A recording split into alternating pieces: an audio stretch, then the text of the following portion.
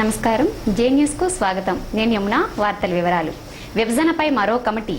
సమైక్యాంధ్ర డిమాండ్తో సీమాంధ్రలో ఎగిసిన ఉద్యమ సీమాంధ్ర మంత్రులు, ఎంపీలు, ప్రజాప్రతినిధులు ఒత్తిడి కాంగ్రెస్ అధిష్టానం సీరియస్గా తీసుకుంది.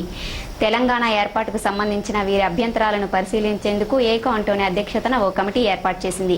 ఇందులో మహమ్మద్ పటేల్, దిగ్విజయ్ సింగ్, వీరప్పన్న మొయిలీ సభ్యులుగా, మరోవైపు 8 మంది సభ్యులతో కూడిన ఎన్నికల మేనిఫెస్టో అమలు కమిటీని కూడా కాంగ్రెస్ పార్టీ నియమించింది. ఇందులో CM Kiran Kumar Reddy, PCC chief Botsa, Undavalli, Geetha Reddy, Narayanaswamy, Thirunavukkarasu, కుంతినా సభ్యులు ఉన్నారు.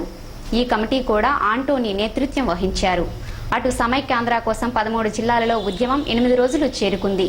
బుధవారం కూడా వివిధ రకాల ప్రజలు ఆందోళన చేశారు. వింత నిరసనలతో హోరెత్తించారు. కాకినాడలో ఎమ్మెల్యేలు కన్నబాబు, గాంధీ మోహన్, వంగా గీత ఆధ్వర్యంలో హోమం నిర్వహించారు. అనేక చోట్ల మానవహారం, రోడ్లపై వంట వార్పు, బాట్ బైకింగ్ ర్యాలీలు జరిపారు. ఈ నెల 12వ తేదీన అర్ధరాత్రి నుంచి ఆర్టీసీ బస్సులు నడపబోమని సీమాంధ్ర డ్రైవర్లు హెచ్చరించారు. ధర్మాన సబితలకు సీబీఐ నుండి ఊరట.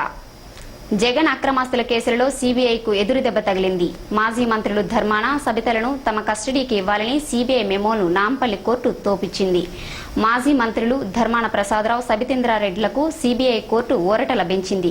వీరిని జ్యుడిషియల్ కస్టడీ ఇవ్వాలని సీబీఐ దాఖలు చేసిన మెమోను కోర్టు తోపిచ్చింది. ఛార్జ్షీట్ కోర్టులో దాఖలు చేసే వరకు మౌనంగా ఉన్న వీరిని జ్యుడిషియల్ కస్టడీ ఇవ్వాలని సీబీఐ దాఖలు చేసిన మెమోను కోర్టు తోపుచ్చింది. ఛార్జ్షీట్ కోర్టులో దాఖలు చేసే వరకు మౌనంగా ఉన్న వీరిద్దరూ తర్వాత మీడియాతో మాట్లాడడం సాక్షులను ప్రభావితం చేయడమేనని సీబీఐ వాదించింది.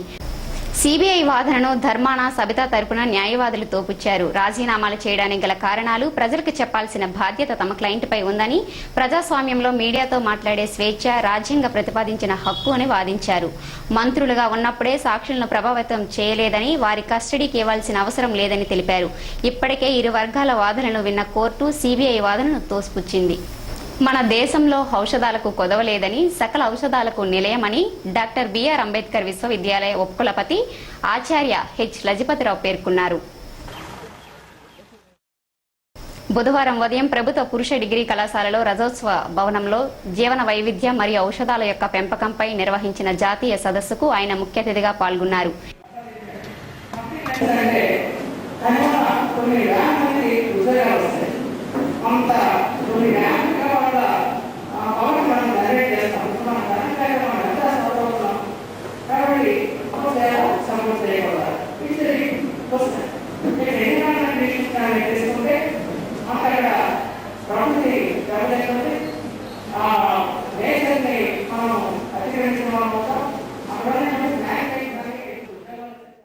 ఈ సందర్భంగా మాట్లాడుతూ ప్రతి ప్రాణికి అవసరమైన ఔషధాలను మన ప్రకృతి ప్రతిపాదించిందని, వాటిని తెలుసుకుని పరిరక్షించుకోవాల్సిన బాధ్యత మనపై ఉందని తెలిపారు.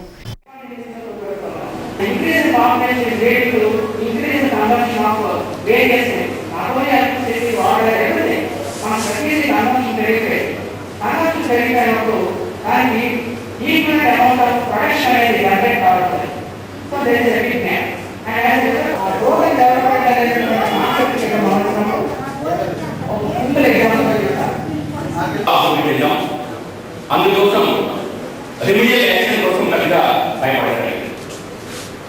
ఎందుకంటే పొల్యూషన్ అంటే బాగా అభివృద్ధి చెందినటువంటి దేశాలు ఈ యొక్క కాన్సెప్ట్ అనేది ఇష్టం.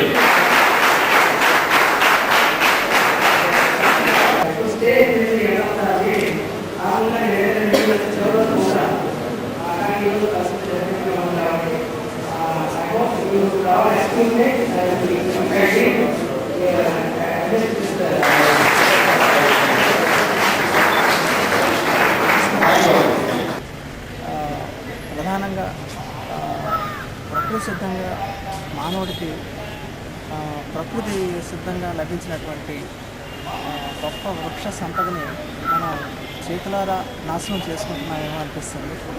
దీనికి ప్రధాన కారణం ఏంటంటే ఈ ఒక్కొక్క చెట్టులో ఉన్నటువంటి గొప్పతనం, దాని ఔషధ విలువల విషయంలో కానివ్వండి, లేదా ఒక చెట్టు ఎంత మేరకు ఆక్సిజన్ని వాతావరణంలోకి పంపించగలదు అనే విషయాల గురించి ప్రజల్లో సరైన అవగాహన లేకపోవడం వల్ల కేవలం తాత్కాలికమైనటువంటి ఉపయోగాల కోసం చెట్లను మనం నరికేసి మన చుట్టూ ఉన్నటువంటి వాతావరణంలో ఉన్నటువంటి ఆక్సిజన్ని మనం తగ్గించుకొని చివరికి ప్రాణవాయువును కూడా భవిష్యత్తులో మానవాళి కలిగి ఉంటుందా అనేటటువంటిది నిష్ణార్థకంగా ఉండే విధంగా ప్రస్తుతం ఉన్నటువంటి ఈ మనుషుల ప్రవర్తన మనకు కనబడుతూ ఉన్నది. కాబట్టి ఇప్పుడు రాబోయే తరాల్లో విద్యార్థుల్లో ప్రధానంగా రేపటి పౌరులు ఎవరైతే ఉన్నారో వారందరిలో కూడాను మనం ప్రతి అంశానికి సంబంధించినటువంటి ఔషధ గుణాల విలువ, దానికి సరైనటువంటి డాక్యుమెంటేషను ఇదంతా కూడా జరిగినప్పుడు మాత్రమే ఈ వాతావరణాన్ని మనం రక్షించుకునేటటువంటి పరిస్థితులు భవిష్యత్తులో ఉంటాయి. లేదు అంటే ఒక వేప చెట్టు కానీ మీరు తీసుకోండి, లేదా ఒక మామిడి చెట్టు తీసుకోండి. మన ఇంట్లో ఉన్నటువంటి మనం ఎక్కువ మంది జనసమూహం ఉన్న దగ్గర ఎక్కువ కార్బన్ డైఆక్సైడ్ రిలీజ్ అవుతుంది. పెళ్ళిళ్ళు, ఆ తర్వాత పండుగలు వాతావరణంలో ఎక్కువ చోట ప్రజలు సమూహంగా ఏర్పడతారు. కాబట్టి అక్కడ మనం మామిడి తోరణాలు పెట్టి అక్కడ ఉన్నటువంటి కార్బన్ డైఆక్సైడ్ని మొత్తాన్ని తొలగించేటటువంటి శక్తి అక్కడ మామిడాకులకు మాత్రమే ఉంటుంది. అదేవిధంగా ఒక వేపాకు భూమిలో కలిసినప్పుడు ఆ పొలం ఏదైతే పంట వేస్తామో దానికి ఆ వేరు పురుగు పట్టకుండా ఉంటుంది. ఈ విషయాన్ని ఎంతమంది తెలుసు? మరి మనం పురుగుల మందులు వాడే కన్నా ఒక వేప చెట్టుని లేదా 2-3 వేప చెట్టుని పొలం గట్టు మీద కానీ వేసుకుంటే అది న్యాచురల్గానే, అంటే ప్రకృతి సిద్ధంగా అక్కడ ఆ క్రిమి సంహారక శక్తిని కలిగి ఉన్నటువంటి ఆ వేప చెట్టు, ఆ వేప గింజలు కానీ దానికి సంబంధించినటువంటి అంశాల పట్ల రైతుల్లో కానీ. ఈ కార్యక్రమానికి అధ్యక్షత వహించిన ప్రభుత్వ పురుష డిగ్రీ కళాశాల ప్రిన్సిపల్ బి పోలీసు, మాజీ మంత్రి గుండా అప్పల సూర్యనారాయణ, పులకండం శ్రీనివాసరావు, ఆర్గనైజింగ్ కమిటీ సభ్యులు కె ప్రకాష్ రావు, జి రామకృష్ణారావు, బి చంద్రమౌళి తదితరులు పాల్గొన్నారు. సమైక్యాంధ్ర ఉద్యమంలో భాగంగా ఈ రోజు జిల్లా కోర్టు ఆవరణంలో న్యాయవాదులు రిలే నిరాహార దీక్షలు చేపట్టారు.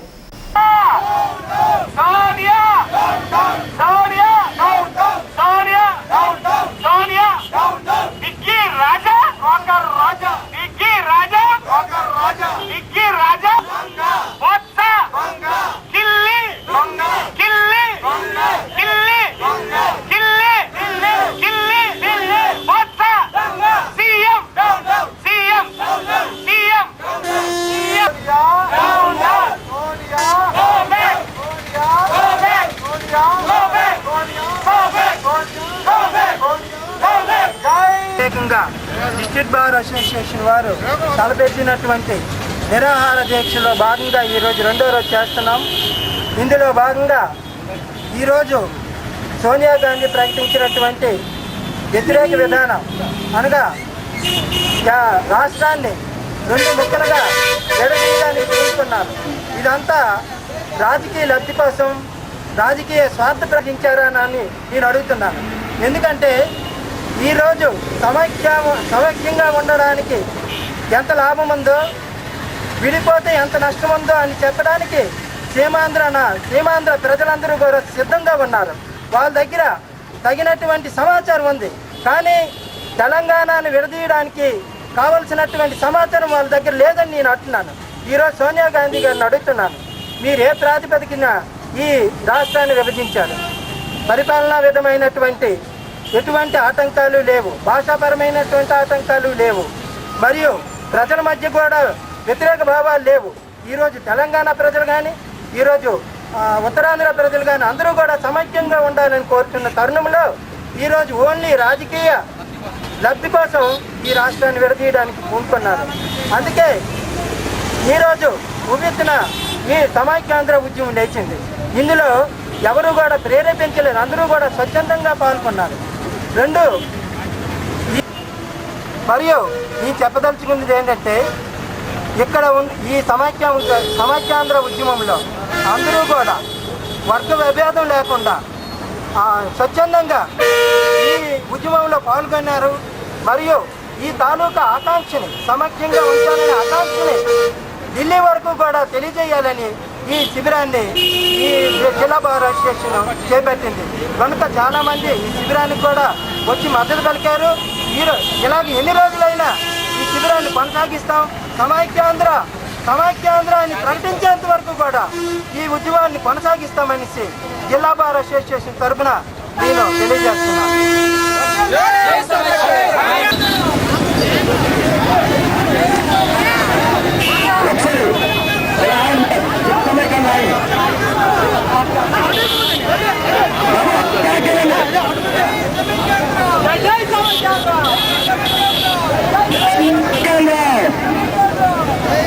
ఇప్పుడు అందరూ రోడ్డు మీదకి వస్తున్నారు కాబట్టి అందరూ సిస్టమేట్ ఒక డిసిప్లైన్డ్ గా ర్యాలీ నిర్వహించాలని కూడా ఎవరొబ్బో సొమ్మురు ఎవరొబ్బో సొమ్మురు ఎవరొబ్బో సొమ్మురు